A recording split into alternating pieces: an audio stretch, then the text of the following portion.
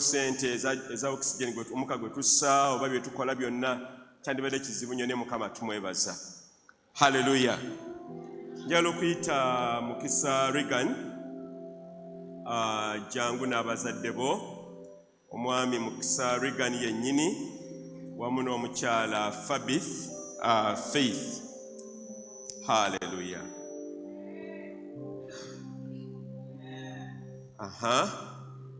Mukisa Reagan yaliwa mujje waggulu wano wendi.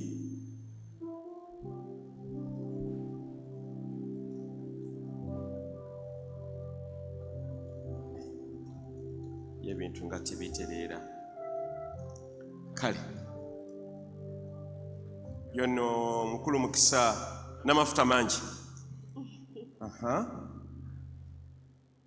Aleka musajja yandibaawo musinza wona ali mu mwoyo. Alowooza ku Mukama Katonda we. Mukama yeebazibwe. Ng'ekkanisa sabbiiti esooka mu mwezi tuwaayo abaana abazaaliddwa. Era ennono eno eri mu byawandiikibwa mu Bayibuli abaana okubawaayo eri Katonda nga bakyali bato. Bwamala okukula tubateeka mu mazzi amangi ne tubabatiza. Era ekidiba kyaffe kiri wano ono waayimiridde awo. Oba nayagala kumubatiza simanyi. Mukama yeebazibwe. Njagala okubuuza abazadde aba Mukisa Reagan nti mweyama okubeera ab'obuvunaanyizibwa okukuza omwana ono mu kutya Katonda, era mwewaayo okubeera ekyokulabirako eri Reagan ono ng'akula naye aweereze Mukama nga mmwe. Musumba. Abooluganda beeyamye. Jangu nsomere wano owooluganda. Jangu nsomereko Samuel ekisooka.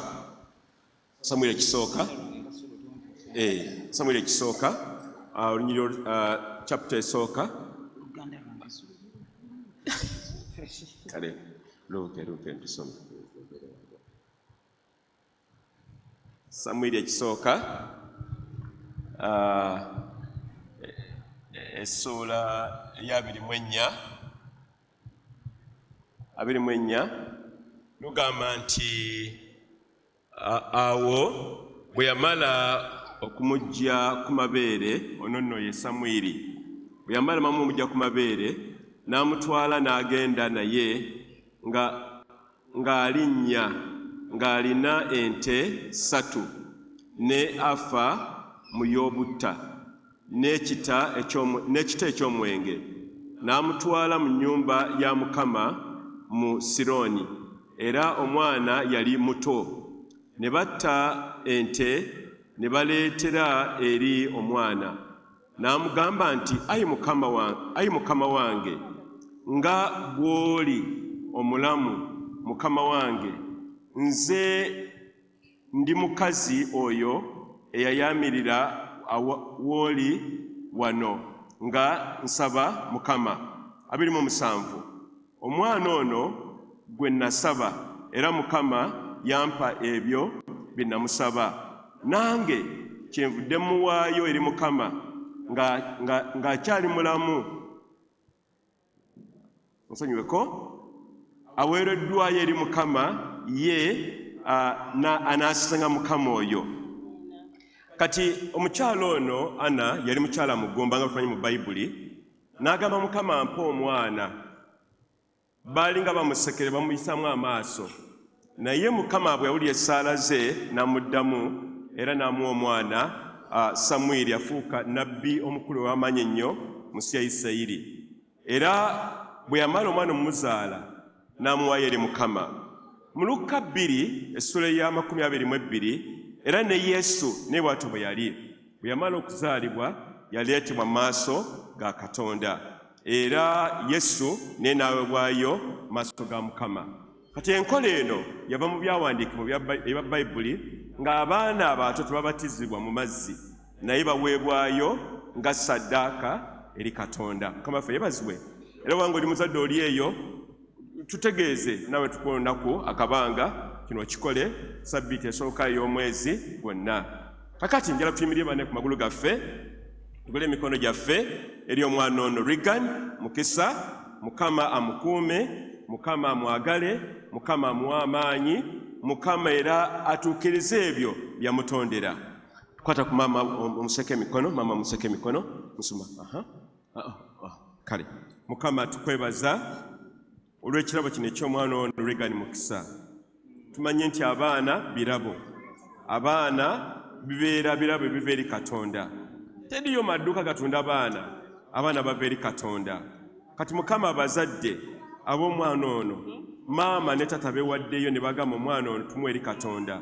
Era Mukama omwana ono tumuteeka naffe emikono gyo nti omuluŋŋamyi ayi Mukama akule ng'akutera ng'akwagala, akugondere ayi Mukama. Regan ono alibeera omusajja atya Katonda, era Mukama alikuweereza ennaku zonna Mukama. Nga Samwiri nnabbi bwe yakuweereza ne Regan ye Mukama ne bw'aba akola.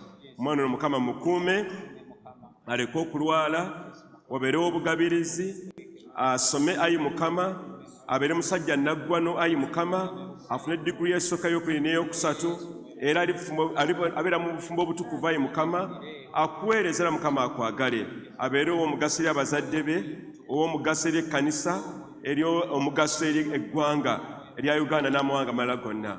Era Mukama tuwe n'abaana abalala bonna abali mu kkanisa muno nga tumala okubeera kuleetebwa wano Mukama, bakuuma abaana abo Mukama, bakulye mu Kristo Yesu, obataasa endwadde zonna n'omukono mu buyo gwa Sitaani. N'abazadde Mukama obakuume, ate baleke kufa, naye abaana baffe Mukama n'abakule bulungi nga ffe n'abazadde weetulye. Era abaana bano Mukama be balituziika naye nga tukaddiye emyaka 10, era Mukama nga tulina n'abazzukulu. Mukama tukwebaza.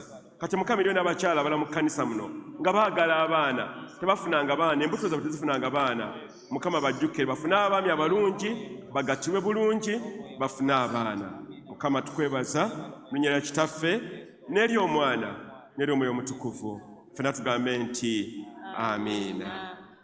Era certificate ye omwana ono ne certificate ye yino yaze ne saddaaka, yaze n'ente, ziri 3 zino ze zali mu Bayibuli. Kale certificate yino certificate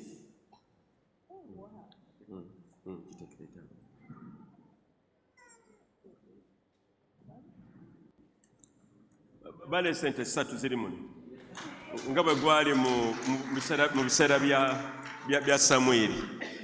Musumba kano kateeke mu kabbo kagula amate wange ate nengenda mu Geyeena. Haleluya. Kale twakwireko mu ngalo nga batuula. Kale abazadde mwenna bannanga abaana mubale tubaweyo eri Mukama. Abensi babawongayo wa Sitaani mu masabo, naye abaffe tubawonga eri Katonda. Gamba nti amiina.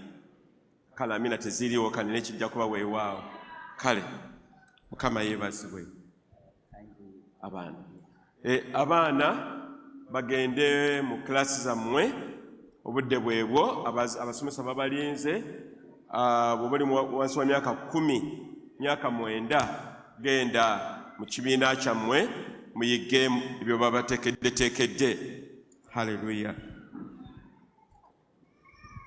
Kanterezemu akantu.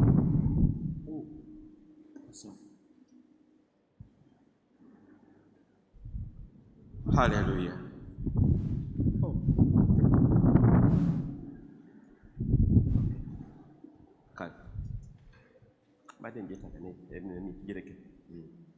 Haleluya. Mukama ffe yeebazibwe.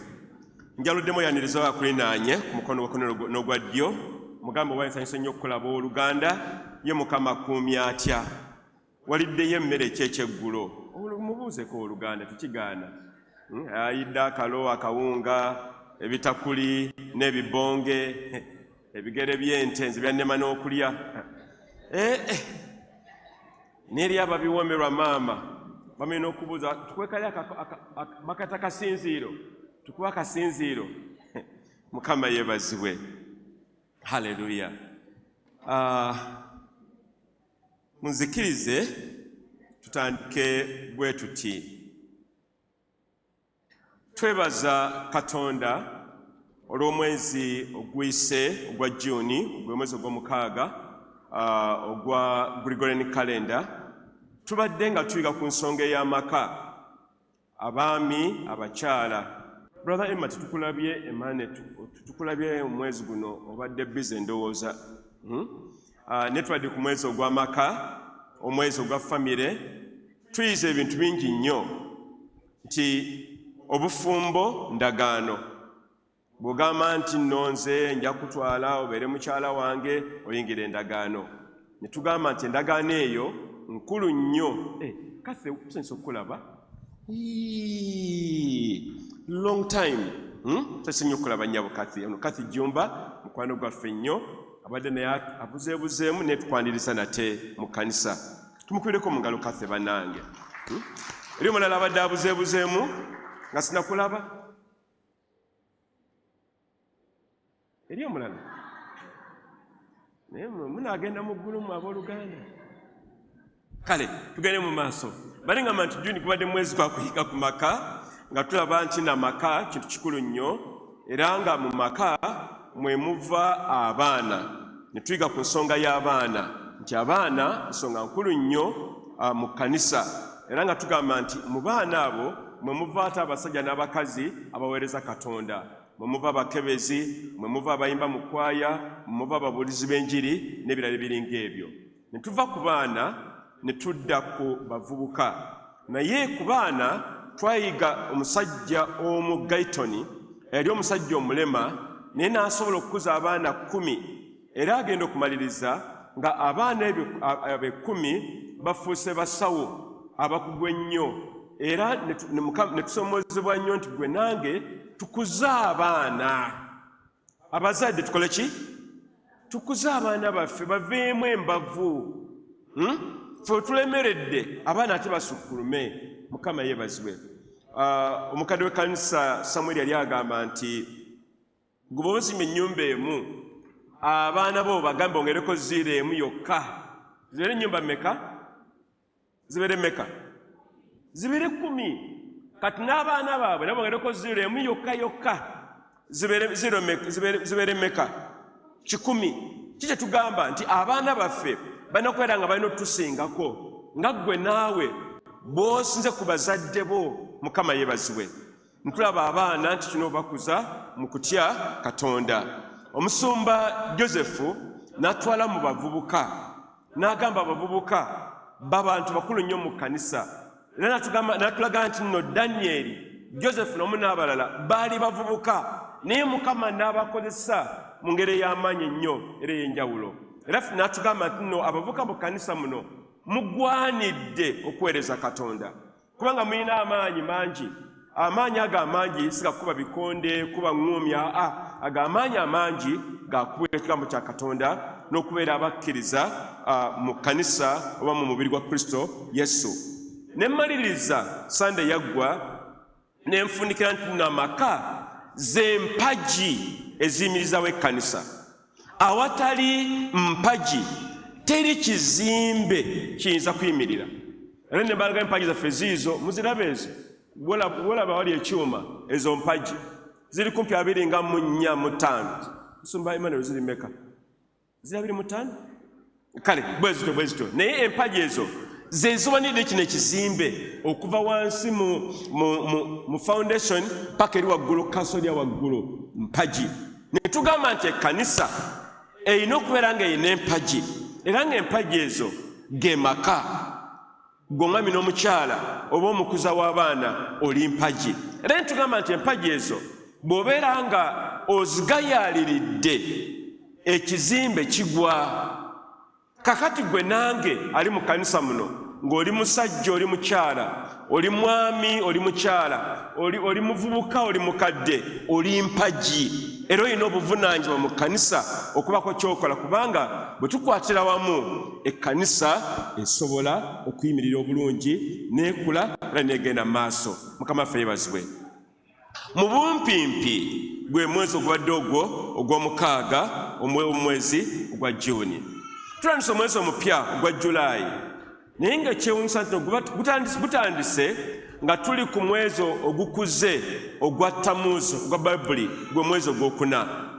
Lwaki bagamba ebintu bino nti eriyo kalenda ziri 2? kalende esooka ya Gregorian gitugobera olunaku olwaleero eya July na biki nebigenda maaso August September naye Bayibuli erina kalenda Mukama gye yawa Musa gitunokuba nga tugoberera era nabagamba nti mu Bayibuli mulimu emyezi 12 emyezi egyo 12 newankubadde ng'oluusi tugimanyi weegiri naye ng'omulabe yakikola lwakigendererwa nti agikugjeko obe nga tomanyi obeere nga tumanyi budde ki bw'otambuliramu naye tubakugisa mu kkanisa nti bannange tumanye ensonga zino lwaki bw'omanya ebiro ebya Bayibuli otambuliramu bulungi bannange siwe kiri kati guno omwezi gwa kuna omwezi gwa Tammuz naye omwezi ogusooka nasobola okugujjukira omwezi ogusooka ye mwezi ogwa Nisan oguddako gwe mwezi ogwa Iya omwezi ogwokusatu gwe mwezi ogwa muweddeyo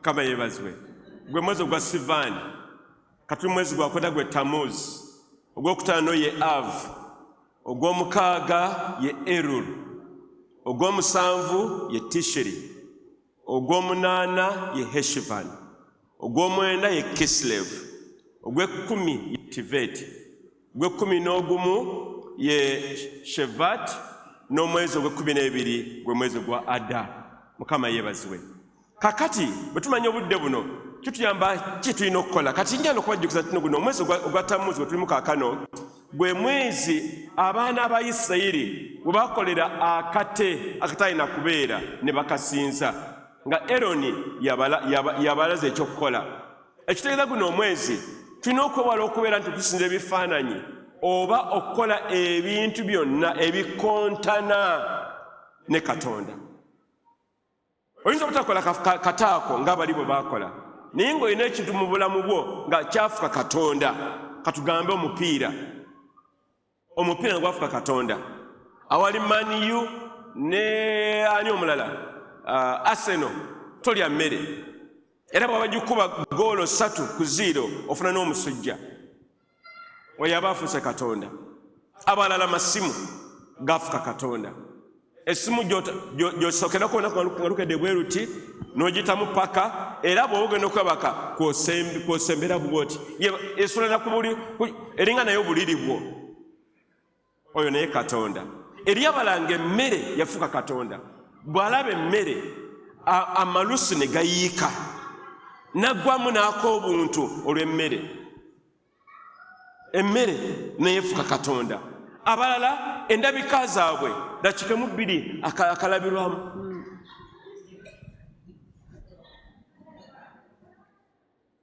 Mukama bannange atusaasire sigambye totonera ndabiramu gitunuulira Oluganda naye kyeŋŋamba manya weeneekoma kale tugende mu maaso Mukama tumwebaza okulungamizibwa kwe nti guno omwezi Mukama abadde nga annumiriza ku nsonga ezigenda mu maaso mu bulamu bwaffe gwe nange ng'omuntu tuyita mu budde nga embeera z'abantu si we zandibadde tuyita mu budde nga amaziga mu maka mu ggwanga mangi ennaku nyingi ebikolobero okuzza emisango obubbi amalala okwegulumiza empalana kuyiwa musaayi nga bitusukulumyeko bino byonna zino embeera zonjogeddeko zonna ezo zetwani tuyita entalo ez'omwoyo entalo ezigenda mu maaso mu nsi ey'omwoyo ne zivaayo ku bintu by'olabako gwe nange entalo ez'omwoyo oba spiritual warfare sigamba nti nno tufuma bufumi teziriiyo gye ziri buli kyolaba ekibeera mu nsi erabibwako entalo kulwana biki kusika miguwa kuyiwa musaayi entalo zigenda mu maaso mu bbanga awo mu nsi ey'omwoyo n'amaka ge twetwogerako tuva mu maka nga entalo nnyingi omukyala tabuuza mwami we abaana tebawa taata wabwe ekitiibwa kubanga yafuuka lukebe talinamu kasente kavaamu byonna ebyo ntalo zigenda mu maaso nga ab'ekika ky'ovaamu tebakwatagana. Tuyinza kumanya abasajja 10 mulundi gumu kubanga tebakkiriziganya. Lwaki? Entalo ez'omwoyo nnyingi mu ggwanga lyaffe. Laba ekigenda mu maaso, obubbi obw'enkukunala. Naye ate omubbi naye oba n'abamukuuma maama. Waliwo kyebiruddawo ekyo. Entalo, makanisa gaffe entalo. Kati Mukama atuluŋŋamya guno omwezi tulabe ku nsonga eno entalo ez'omwoyo.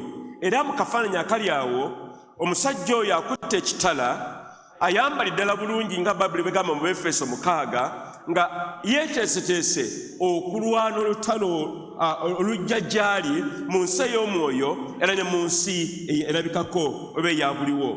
Biki ebigendererwa mu masomo gano? Ebigendererwa kwe kuba nti gwe nange ng'ekkanisa tuyigirizibwa tulwana tutya, tweteekateeka tutya, tukola tutya. Kati ekkanisa esobola okubeera nga eyimiridde yejja okuwangula entalo ez'omwoyo, ate mu buliwo oba mu nsi ey'omubiri tulabe obuwanguzi obwo. Mukama yeebazibwe. Ekyokubiri kwe kuzibwamu amaanyi. Bangi ku ffe tuggwamu amaanyi olw'entalo ennyingi oba olw'ebizibu ebingi bye tuyitamu. Naye Mukama atugamba guno omwezi tubeere b'amaanyi, tetuggwamu maanyi. Tugumire ku Yesu ono alwana entalo era n'aziwangula. Teriyo lutalo Mukama yali alwanyira ne lumulemerera. Ye mulwanyi namige, bw'alwana tuwangulira ddala. N'ekyokusatu, okweteekerateekera ebiseera eby'ennaku ez'oluvannyuma. Bye tuyitamu kaakano bino byonna byayogerebwa bulungi mu bya Bayibuli nti ejja kubeerayo obudde obw'entalo ennyingi ennyo mu nnaku ez'oluvannyuma. Era tulaba nti omusajja waffe mu Bayibuli Eriya yali musajja w'amaanyi mu budde bwe.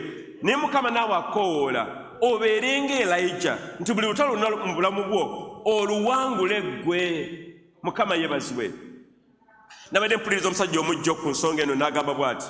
N'agamba nti tetulwana kufuna buwanguzi, naye tulwana kubanga tulina obuwanguzi already mu ffe. Kubanga Yesu yagamba atya, kiwedde. Tulwana si kuwangula buwanguzi, naye tulwana kubanga kyaggwa dda obuwanguzi bwaffe. We are more than conquerors, we are more than victors. Mukama awo weyagala otuteeka mu budde bwe tulimu kaakano, entalo zino ez'omwoyo. Naye n'ekirala twagala si kuyiga buyizi entalo ez'omwoyo, naye tuyitewoko tumanyaawo goba guno omuzimu goba guli omusambwa na biki ebyo. Twala kuyitawo awo tugende obuziba wansi eyo. Lwaki? Kubanga mu kyo mutujja okufuna obuwanguzi, tulabe ebyamagero bya Katonda, tulabe obubonero n'ebyewuunyisa. Kubanga Mukama Katonda waffe talekereranga awo okukola ebyamagero byakolanga mu nnaku ez'oluvannyuma. Naye tulina okubeera abalwanyi ab'amaanyi. N'olwana leero n'enkya n'otugamba bino nze mbikooye, ye entalo zino nga ziyitiridde obungi, kino kintawanya, kino kintawanya, ze mbivuddeko. Tulina okulwana paka lwe tuwangula.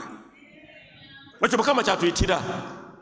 Waliwo omusajja omu yali mulwanyi mu budde 1863 mu ggwanga lya Amerika. Bali balwanirira obwetwaze bwabwe. Kakati olutalo ne lunyinyitira nnyo. Omusirikale ono ekikompola ne kimukuba omukono gwa kkono, era omukono ogwo ne gusesebbuka ku gwo. Mu bulumi obungi n'agaana okwewaayo totalo olugaanyi. N'akozesa omukono ogwa ddyo gwe yali alina gwokka, n'alwanyisa ogwo, n'akuba abalabe baabwe. Bano banne balina bamaze okubatta bonna nga baweddewo, naye omusajja oyo omu n'ayimirira ng'omukono guno gwonna bagusesembedde, n'awangula olutalo. Owooluganda, entalo ze twogeramu olwaleero si zaakuvaako bino gamba bino mbivuddeko, okubanga bakubye mu bufumbo oba mu byensiimi no gamba mbitadde. tugenda kuba omulabe wadde ng'omukono gumu gulina amabwa bagusesembudde gutya ogusigaddewo ogwo ogumu gulwane paka lwe tunaamalako. Tuli balwanyi ba Mukama abatatta ntalo zaffe naye abalwana ne tuziwangula. Yesu ku musalaba e Gologoosa yalwana olutalo olulwe ne yeetikka omusalaba mu bulumi obungi, mu kujogebwa okungi, mu kkubibwa okungi, naye mu kyo Yesu n'amaliriza ng'awangudde ku lusozi e Gologoosa. Tumukubireko Yesu mu ngalo, omulwanyi namige eyagaana okuta. Kati oluganda we tuli kaakano tulina okusimba amakanda n'ogamba Mukama nze n'otalo sijja kuluta, tulina okuluwangula lwa baana bange, lwa maka gange, lwa bufumbo bwange, byanfuna, buweereza, kika kyange, lya ggwanga lyange Uganda. Tulwane mu nsi ey'omwoyo tuwangule entalo zino abooluganda. Mukama atukoowoola kubanga ye atugamba tetulwana kuwangula naye obuwanguzi yabutuwadde obwedda. Pawulo awandiikira Abaluumi n'agamba bw'ati mu 8:37 nti naye mu byonna tukirawo okuwangula olw'oyo eyatwagala bintu byonna bino. Pawulo agamba tukira nawo, tuwangula ne tusukkuluma nawo. Oluganda tubeera mukazi musajja mutiitiizi, tubeera abakazi abasajja abalwanyi, kubanga munene ali mu ffe okusinga oyo ali mu nsi. Obuwanguzi bwe Mukama yabulambika dda era yabutuwadda we tuyimiridde abooluganda. Era Mukama atukoowoola gwe nange tubeere abakazi n'abasajja abagenda okulwana tuwangule entalo zino zonna. Gye tugendeye mu maaso mu ssomero lwa leero tujja kulaba nti entalo ez'omwoyo tezeewalikika. Lwaki? Kubanga gwe nange oyita mu mbeera nnyingi buli lunaku, ebeerayo okukemebwa, ebeerayo ebigezo, ebeerayo entalo. Kakati otuli kaakano tokyayinza gamba nze nja kubivaamu, nze sitaani oyo sijja kumwetantala kamuleke. Wa olowooza ye ajja kuta? Tagenda kuta naye ajja kulumba. Naye tuyina omukisa nti mu Kristo Yesu tuli bawanguzi wamu n'okukirawo. Mukama ffe baza booluganda. Mukama ayita ekkanisa ye gwe nange abakkiriza Kristo Yesu okubeera nti nno tulwana entalo za Katonda ku nsi era tuziwangule.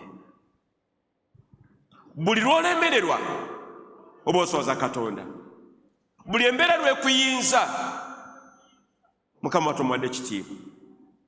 Sitaani ng'atusekerera, ng'akuba embeekuulo, nga yeewaanawaana, naye Mukama atuyambe ti buli mbeera yonna tugirye, tubeere bawanguzi, tubeere abakazi n'abasajja abaweesa Mukama ekitiibwa mu ntalo zaffe.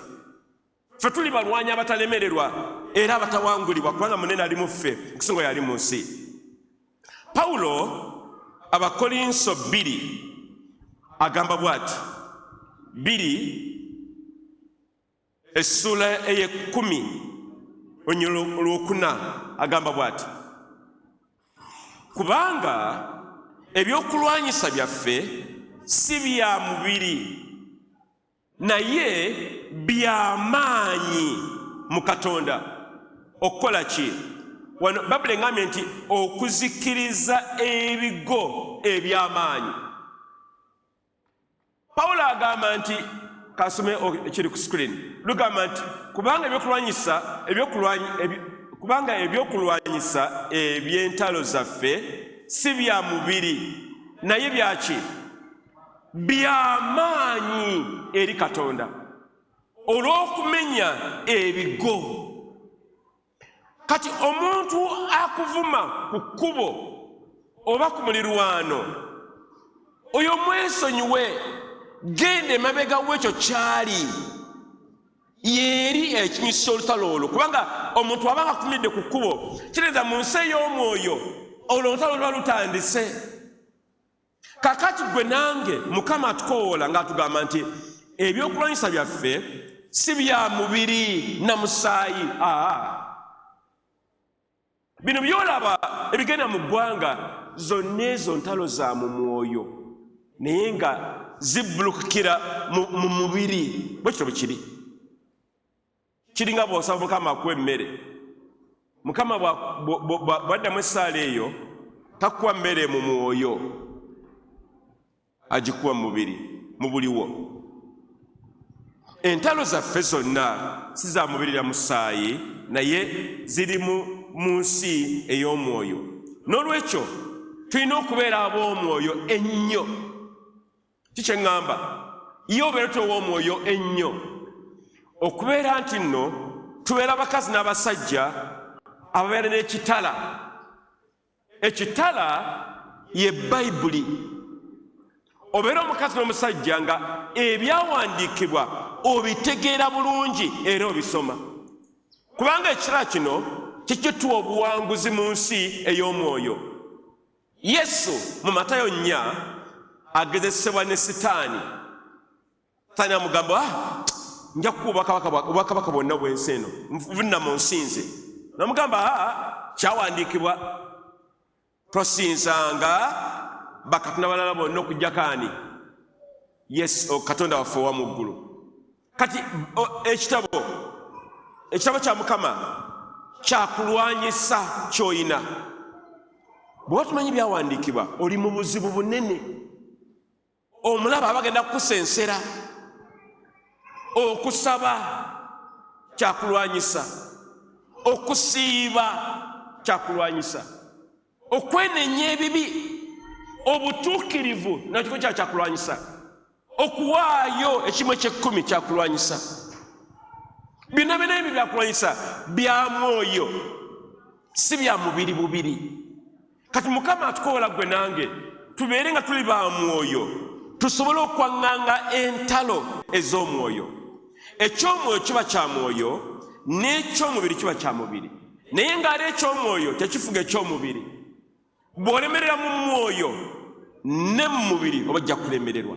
Naye Mukama atukoola gwe nange olwaleero tubeere abatalemererwa mu nsi ey'omwoyo, ey'okusaba, ey'okusiiba, obutuukirivu, okwagala Katonda, okuwaayo, okuweereza Mukama, okusinza, okuwa obujulizi. Byonna ebyo obooluganda by'ebyokulwanyisa Mukama byatuwadde.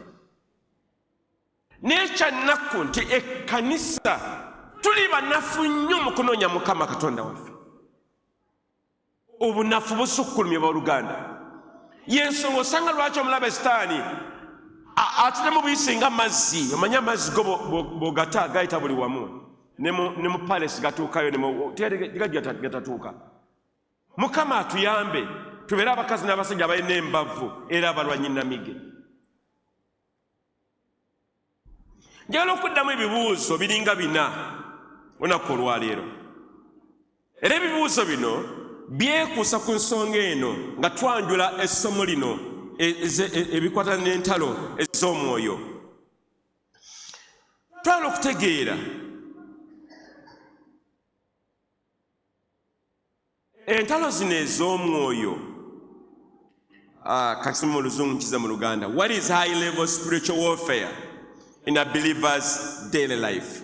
Oba otalo olw'omwoyo mu bulamu bw'omukkiriza lutegeeza ki?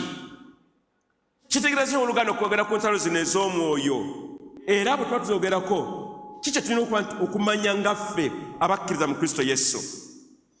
Naye nandyagadde okuva mu Befeso, kubanga Abefeso etulaga ki kyekiri. Abefeso 6:12 Babuli egamba bweti, nakyogeddeko kolumu naye kankiddemu. Abefeso 6:12 egamba nti kubanga tetulwanyisa mubiri na musaayi, naye tulwana ne bakatonda ab'amaanyi, eby'obubi ebiri mu bifo eby'omu ggulu, n'obufuzi n'abafuzi, n'ebizikiza ky'ensi eno n'ekisikisa eky'ensi eno n'ebyomwoyo. Pawulo agamba nti addamu n'akakasa twasomye mu Bakolinso nti kubanga tetulwanyisa mubiri na musaayi naye tulwana ne bakatonda ab'amaanyi. Kati Pawulo yagamba nti entalo ez'omwoyo tetulwanyisa bantu oba mubiri oba bitongole naye tulwanyisa amaanyi ag'omu bbanga. Ne Pawulo nagamba nti no, abantu bano betulwanyisa b'amaanyi ate nga ge mazima. Kakati kino sagala obe mu kutya nti b'amaanyi otusinga. B'amaanyi kituufu naye amazima gali nti Katonda gwe wakkiriza oyo ali mu ggwe abasinga amaanyi. Y'ensonga lwaki toyina kutya embeera z'oyitamu, kubanga Katonda gwe wakkiriza asobola okubaŋŋanga n'abafufuggaza n'abakakkanya n'abassa wansi senga obeera naawe wewaddeyo okulwana entalo zino ez'omwoyo. Kankyogere bwe nti Sitaani okukola byagala okukola ebibi ayita mu bantu era ayita mu muntu. Mu by'olubereberye Sitaani yayagala okukema omuntu awambe ensi. Yayitirawa Adamu nani ne Eva. Lwaki? Kubanga Mukama yawa ensi yagiwa ffe abantu. Mukama nesigaliza eggulu agamba eggulu lirye naye ensi yani yaffe. Kati Sitaani yakimanya nga bw'aba wakufuga ensi anakutya mwani mu muntu. Era enteekateeka za Sitaani zonna alina okufuna omuntu gwanaziyisaamu. Kale tugende mu ndagaano empya. Omusajja Yuda kyali kya nnaku nnyo nti yali ekibya Sitaani mwe yayita okuba nti Yesu akubira ku musaalaba e Gologoosa. Kyali kya nnaku nnyo, yali Yuda. Ate bangi mu byawandiikibwa abaakozesebwa mu ebyo katubaminga Kola okubala 16 yajemera Musa mu bujeemu bw'amaanyi nnyo n'ettaka lyamumira lwa bujeemu. Naye nga Sitaani oyo gwe yayitiramu yali omuntu ow'amangu okuyitiramu Sitaani atuukirize byagala okutuukiriza. Kino kankyogere bwe nti era Mukama atuyambe gwe nange oleke kubeera kibya Sitaani mwayitira. Tomuganya, tomukkiriza. Obubbi oba obwenzi oba bino ebyo tetumuganya kuyita muffe. Ffe tuli baana ba Katonda, twalokolebwa, twasibwako amafuta, tulina omwoyo omutukuvu mu ffe. Tokkiriza kubeera kya Sitaani naye tubeere ekibya eky'obwakatonda. Mukama ayitenga mu ffe okukola ebirungi, abantu okubazzamu amaanyi, okubasabira obutuukirivu, okuleeta emirembe, okugaba bye tulinawo. Tubeere ekibi ekyo naye si kiri ekya Sitaani ekibi. Kakati otalo olw'omwoyo lwe luno luyita mu kugezesebwa okungi, kuyita mu kukemebwa kwa Sitaani. Mwandibadde amazima niwabeerawo obulimba, awandibadde okukkiriza niwabeerawo okutya. Kati Sitaani bino bino byakola byonna ebyo, entalo zino ez'omwoyo gye ziviira eyo. Nga Sitaani yeeriisa nkuuli ayiseewo enteekateeka ze naye ng'ayita mu bantu. Kati gwe nange tuyinza gamba nze tebinkwatako, wa buli lunaku naawe okemebwa. Tugamba tutya mu nsala ya Mukama waffe? Tokola ki? Tontwala mu kukemebwa. Lwaki? Eyo mulabe gyayitira eyo. Abantu abeerera obusungu, abatasonyiwa, ababbi, abassi, byonna ebyo bayitira eyo. Kati zonna ezo zibeera ntalo. Era entalo zino zaatandika nga tugenda okulaba mu ensonga y'okubiri. Nabadde mbuuza nti olutalo olw'omwoyo lwatandikira wa mu Bayibuli? Ye kibuzo kyokubiri. Lwatandikira wa mu Bayibuli?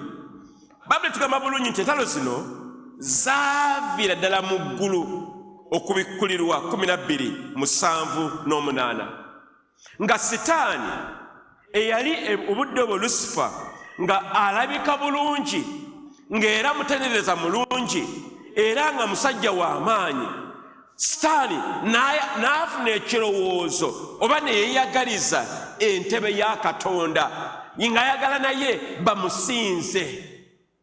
Era omwo mwe mwava olutalo nga olwo Sitaani ajembedde Katonda. Bamalayika ba Katonda ne balwanyisa essajja eryalifuuse ebbi mu ggulu, ne balirwanyisa mu ggulu, ne balikasuka wansi ku nsi gwe nange bwe tuli olwaleero. Omusajja yabuuza, lwaki Mukama yasindika Sitaani wansi ku nsi okututawaanya? Yeni bana musindika oba ku mwezi oba ku njuba waggulu eyo. Nedi yamusindikayo, yamusindika ku nsi eri omwana w'omuntu. Mulowooza lwaki? Mukama yakikola bw'atyo nga kyayagala kyekino, njala mupulirize bulungi, nga kyanonya kyekino, nga ayagala nti nga Sitaani bwawanguliddwa mu ggulu ne bamalayika, nti gwe naawe omuntu Sitaani omulinnye ku nfeete. Mukama kyali anoonya nti Mukama mwangudde waggulu mu ggulu yamuwangudde, naye ne ku nsi gwe nange tubeere bawanguze. Oluganda, buli lw'osaba essaala Mukama n'agiddamu oba owangudde, buli lw'olaba ebyamagero oba owangudde, buli lw'obotola oba owangudde, buli mbeera gye bayitamu n'obeera muwanguzi oba owangudde. Mukama kyayagala ekyo.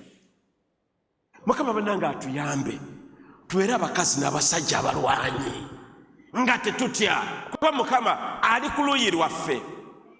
Bw'aba ali ku luuyi lwaffe, ani ayinza otwaŋŋanga? Taliyo, taliyo abooluganda. Olutalo lwatandikira mu ggulu, Sitaani n'asindikibwa ku nsi. Bayibuli egamba mu Kubikkulirwa 12:7-8 wansi lugamba nti olutalo lwabaluka mu ggulu. Mikayiri n'abamalayika ne bamalayika be ne balwana n'omusota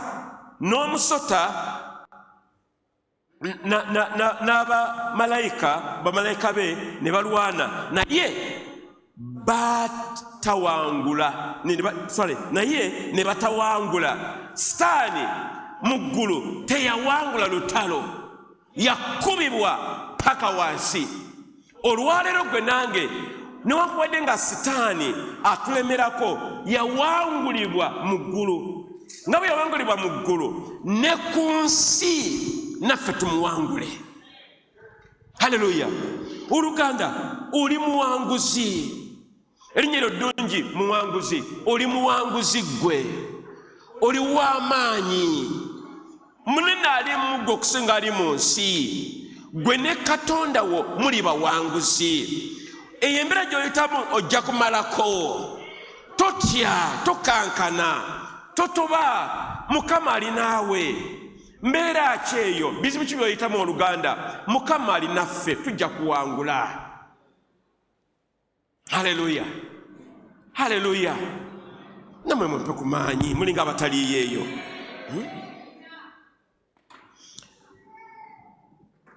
Eriyo obwakabaka bwa mirundi ebiri. Obwakabaka obwa Sitaani n'obwakabaka obwa Katonda. Eriyo ekitangaala, eriyo n'enzikiza. Eriyo obubi n'obulungi. Obwakabaka buno bwetwogerako bubeera mu nsi ey'omwoyo ne mu nsi eyabuliwo eyoba eya bulijjo. Kati bino byonna bitambulira wamu mu nsi ey'omwoyo. Era Mukama atukoola gwe nange tubeere abakazi n'abasajja abagenda okubeera mu nsi ey'omwoyo ebeera ey'obuwanguzi. Sitaani nga bwe tumumanyi yajja ng'alina ebintu by'okukola bisatu: okubba, okutta n'okwonoona. Naye ku musaalaba e Gologoosa, Yesu Kristo yamuggyako ebisumuluzo ebyobuwanguzi n'abyeddiza. Bw'amala okubyeddiza ate ffe n'abituwa ng'ekkanisa. Tulina ebisumuluzo by'obuwanguzi mu ffe. Era gwe naawe Mukama teyakuteekerateekera kubeera awangulibwa naye awangula. Lwaki Mukama yakuteekateeka?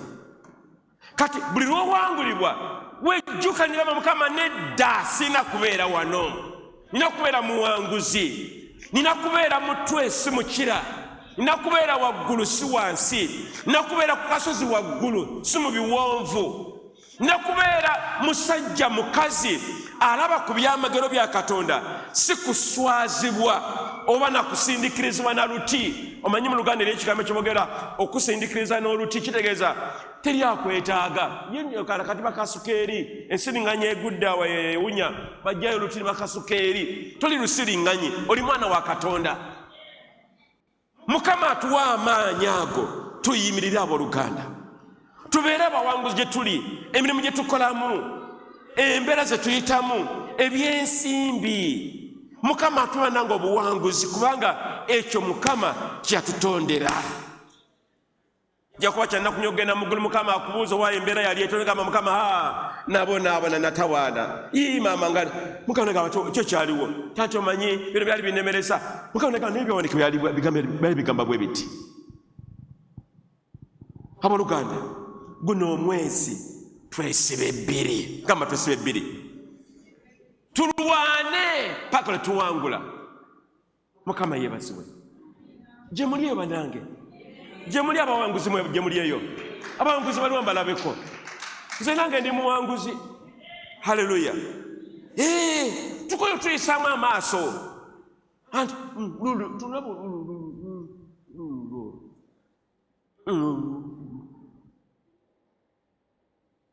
gye tuli eyo, naye Mukama atukoola nga bw'otuuka bagamba senza okulaba maama n'atanisanyusa asanyuka. Lwaki?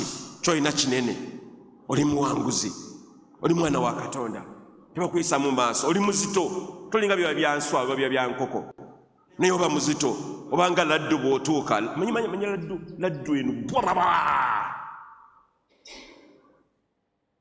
Mukama bananga atukoola. Kale njala kubuuza ekibuuzo ekirala. Waliwo nayise musonyiweko.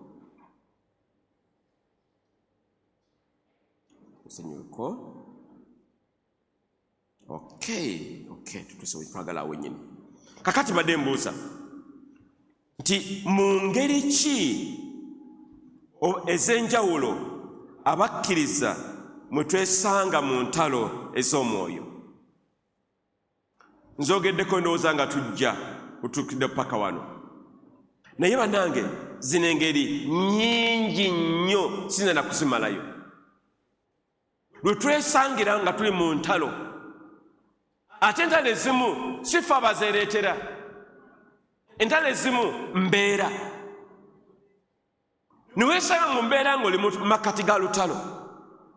Entalo ezimu Mukama naye yazireeta ayagala kugezesa oba onooyita oba tooyite. Mujjukira Yobu? Mukama yasusankiriza Sitaani n'agamba gwe sano oli awo nookyepankapanka, naye nze n'omusajja wange bamwita Yobu. Mukama naye tagendeka nene. Mukama tagendeka. N'agamba Sitaani gwe nookyali awo, ninaye omusajja wange bamwita Yobu. Sitaani agamba ani? Yobu? Yobu abeera luddawa? Yali mmere ki? Ye mukyala we yaani? Mukama n'agamba omusajja wange Yobu w'amaanyi. Olaba Mukama wakola entalo. Yobu aba ali awo nga Sitaani atuuse, nakuba abaana, nakuba ente, nakuba omukyala we, nakuba biki, nagamba agenda kwegaana. Mukama n'amugamba Yobu gwe mmanyi tayinza kunneegaana.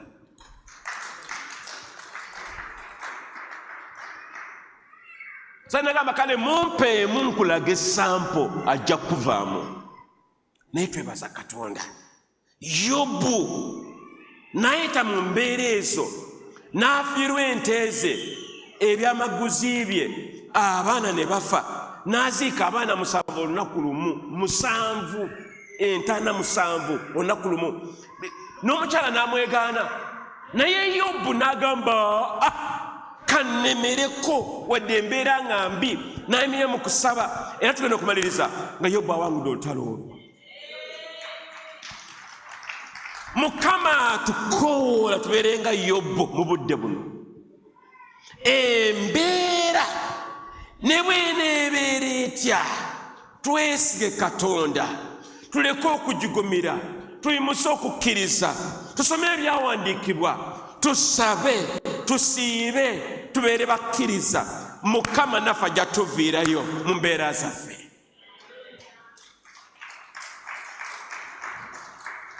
Bw'abanga Yobu yawangula mugezesebwa kwe, naffe tusobola okuwangula. Jjukira nti zino embeera ze tuyitamu si za buli lunaku, za kiseera buseera. Mukama n'ayinza kutugezesa okusukkuluma gwe nange osobola okuyita, kubanga kimanyi tuli baana b'abantu. Mukama yeebazibwe. Kati embeera ziba nnyingi nnyo, okugezesebwa kuli awo. Oluusi amaka ge tuvaamu ng'ebiri eyo kafunkunaaye toyinza nakubimalayo. Yeri ababbi, yeri abasezi, yeri abalwana, n'ogamba banzi banne kati bantama biwaffe nabaviira kambeesonyiwe. Bameka bali batusukuleva eyo nga bewamugamba owange naye nga ali Mukama ayagala tuddeyo, tubalaga ekyawandiikibwa nabo balokoke. Kati embeera zonna ziba nnyingi nnyo. Okubulira enjiri nalwo lutalo. Tombulira njiri twala eri ne bagoba ne bakunabira mu maaso. Ebyewaffe ebitutawaanya oloosi bingi. Okulaakulana naye entalo nnyingi, n'oyimukako neusikibwa, n'obanga ayimuka amadala n'osikibwa n'odda emabega. Gonna ago gattalo, naye Mukama atugamba tulina okugawangula. Abamukufa tuba mu famire nga emizimu gyagamba eno tebawasa tebagattibwa mu mbaga mu kanisa, babeera benzibwe batyo. Naye n'olemerako n'olugamba nedda, sijja kubeera mwenzi, njagenda mu kanisa bangatte bulungi, ntambule mu bufumbo butukuvu. Ezo zonna ntalaba Oluganda. Mukama atuwe amaanyi gwe nange, tubeera abakazi n'abasajja abalwana entalo mu buli sayidi zonna, mu bintu byonna ebitukwatako era obulamu bwaffe. Tubeere abawanguzi, tubeere bamalirivu mu ffe, tetukivaako, tetutta. Ensi ey'omwoyo gyeri kituufu, n'entalo z'omwoyo nazo gyeziri, naye Mukama waffe wa mwoyo okusinga abalala bonna, era ye nga yatuwa obuwanguzi bwaffe nga bwe yasuubiza. Bayibuli egamba bwetu mu Petero kisooka 5:8 egamba, bannange mubeere beegendereza nnyo, kubanga omulabe Setaani alinganga empologoma enoonya gwenaalya. Olabeko empologoma nga gyali egiruma,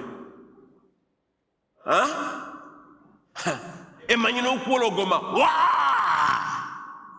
Era ensolo ezisinga obungi mu kibira bwe ziwulira empologoma nga eyayuya bwetyo nga zifuna we zinaalaga, kubanga ziyinza okufuuka ekyeggulo. Sitaani bw'atyo wabeera, naye Mukama tumwebaza. Munene Mukama ali mu ffe okusinga Sitaani ali mu nsi. Ensi ey'omwoyo bwe tugiwangula, n'ey'omubiri tugiwangula. Ekibuzo kisembayo kye kino: abalokole mu Yesu bayinza okusalawo nti bo tebaliyingirira mu bino byonna ebyo mu nsi ez'omwoyo, n'agamba nzija kuyingirira ebintu ebyo. Nze ebintu bya mama kankuddemu, taata kankuddemu. Tosobola kugyewala, tosobola kugyewala, kubanga ye Sitaani nga batugambye alinganga mpologoma enoonya ani gwenaalya. Bw'obanga oliika mangu ng'ofuuka ekyeggulo, bw'obanga oli mulwanyi n'obivaako ng'ekulya ekyemisana. Tebinkwatako, bijja kukwatako. tewalokoka. Bw'omala okulokoka oba olangidde olutalo ssematalo eri Sitaani, ofuuka mulabe we. Ne twebaza Mukama yagamba siribalekerera naye ndibeera nammwe okutuuka ennaku lwe ziriggwaayo. Tetutambulira mu kutya wadde ng'entalo ziba nnyingi, tumanyi tuli bawanguzi n'okukirawo. Omusajja ono James aba awanika n'agamba bannange, mumugondere Katonda, muwakanye Sitaani, ajja kubavaako. Submit to God, resist the devil and will flee from you. Mukama atugamba nti Sitaani tumuwakanye, bwe tunaamulemesa ajja kudduka. Kati okuwakanya Sitaani si kigamba nti nokusalawo obusazi munno oba si gye tujja kunkwatako. Sitaani ajja kujja gy'oli, naye Mukama atwadde obuwanguzi nti buli naffe okumuwangulira ddala. Kati okusalawo gamba nti tujja kulwana kiba kya busirusiru. Lwaki? Sitaani ajja kulya nga bw'alidde abalala bangi. Nze nabivaako, nze ebyokusaba bintawaanya n'okusiba nze sibisobola nane alusaazi. Ajja kulya buva. Ekyokola kiri eki? Kujjayo bitala, kujjayo bitala na kulwana, kugenda mu maaso, kubanga Kristo Yesu yatusuubiza talituwangula. Matayo 10:12 akanyiri ako nakagala nnyo okuva lwe nalokoka nga ndi muto. Bayibuli egamba bweti, egamba n'okuva mu nnaku za Yokaana omubatiza zali nnaku kyezo. Namwe mwogereko nange gyendi, zali nnaku kyezo abooluganda. Okuva mu biro bya Yokaana omubatiza okutuusa ddi? Okutuusa ddi? Leero obwakabaka obw'omu ggulu bwakola ki? Bwakuwaguzibwa, n'ababuwaguza babunyaga. Lwaki? Lw'amaanyi, si lwa bunafu. Ababawaguza, era oluganda, singa olaba ebintu by'oyisemu mu bulamu bwo bibyo by'owangudde, ebyo kubadde kuwaguza. N'olwana n'olemerako, n'oyimirira n'ogaana Sitaani, n'ojja ebyawandiikibwa n'osiiba, ne weenenya ebibi byo n'oyimirira. Omwo mujja obuwanguzi bwo. Ekyo tekikyukanga era tekirikyuka.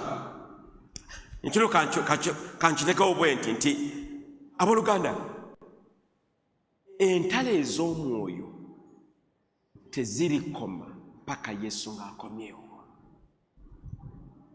Ekitegeeza yiga okulwana, teri kyakukola, teri kyaki.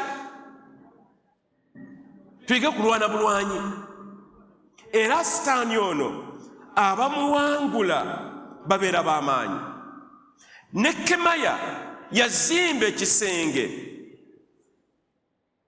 n'atata, era mu kuzimba ekisenge n'awangula. Danyeri yagaana okusinza ebifaananyi, era mu kwakana okungi n'abeera muwanguzi. Pawulo yabuulira enjiri mu kwakanyizibwa okungi ennyo, naye yamaliriza nga enjiri eno etuuse gy'erina okutuuka. Era enjiri eyo olwaleero gwe nange gye tuwulira olwaleero. Kakati gwe nange bw'onoolemererwa entalo zino ez'okuwulira enjiri, ejja kufa naawe enjiri eno, ekitalina kubeera. Mukama atukoowoola tubeere abakazi n'abasajja abagenda okubeera abawanguzi. Kati bannyabo ne bassebo, ebintu 12 tumanyi ku ntalo zino ez'omwoyo, bingi naye kanyero 12 byokka. Ekisooka, Sitaani takoowa kulwana. Ye takoowa, talina public holiday. Nemanyi Oktoba 7 Deva ali ku Sitaani, ali ku public holiday. Ani yakugamba? Tagenda ku public holiday, naye Sitaani tawummula. nvudde ku makya leero simanyi nfunye ekyoyo ku makya nzija ku kanisa naye nga omutima gwennyise ndaba ebintu njala okulaba mu kanisa sibiraba naye nga Mukama ye kiki ekiga ntuse ono ng'omutima guli bwe guti wansi naye ne ngamba Sitaani tojja kumpangula. Sitaani tawumula, talina public holiday. Owooluganda eyakkiriza Kristo toyina budde kugamba tujja kubiyingirira, oyina kubiyingirira buyingirizi n'olwana. Entalo zetulwana za buli lunaku, si Krismasi yokka. Buli ki? Buli lunaku ntalo, wiiki buli lunaku ntalo, mwezi ntalo, omwezi ogwako ntalo, ziri gwadi paka Yesu lwalidda. Ekyokuna, amaanyi ga Sitaani geeyongera buli lwogaziya oba kabaka bwa Katonda. Yensonga lwaki wotunaba kufumbirwa Sitaani akukema oyende ogwe mu kino ekibiina kiri eki, bw'omala okufumbirwa neeyongerako ate. Muyinza okugamba nti no aze bwe naba nkyali sinaba kufumbirwa birungi, naye bwe naba fumbiddwa nja kuba mbimaze. Teweerimba. Entalo ez'omwoyo za buli muntu yenna n'abantu abalala bonna. Sitaani agala nnyo okuba nti akuba amaka, akuba amawanga, era ng'akuba n'emijiji okujja mu maaso. Sitaani bw'aba alwana mu nsi ey'omwoyo talabika, naye tulaba olaba ebimuvaamu ng'amasannyalaze gano, toyinza galaba amasannyalaze gaagano, olaba olaba ekintu kyaka. Kati ne mu nsi ey'omwoyo naye bwe tubeebeera. Okubeera nti nojja kubeeraawo nti nze sijja kuyingira mu ntalo zino tekikuyamba. Omwoyo Omutukuvu atugamba gwe nange tuli bawanguzi n'okukira mu ntalo zino ez'omwoyo. Era ku musalaba e Gologoosa Yesu Kristo yatuwa obuwanguzi obw'enkalakkalira mu ntalo zino ez'omwoyo. Njagala tuyimirire abooluganda tume wano olw'obudde bwaffe bugenze nnyo. Yimire ku magulu g'oluganda. Yimire ku magulu go tumaliriza. Njagala oyogere ne Katonda kiki owulidde olunaku olwaleero. Njaluddemu ne Saara, Mukama ge Mukama nnyamba ndeke okutya oba okubuusabuusa amaanyi ga Katonda eri obulamu bwange, naye ompa amaanyi mbeere mugumu mu nsi ey'omwoyo, mbeere omulwanyi namige oba omulwanyi omukukutivu, nsobole okuwangula n'ensi ey'omubiri. Genda maaso weesabira oluganda. Gaso rebo salelebe. Mukama tukoola Yesu otuyambe ayi Mukama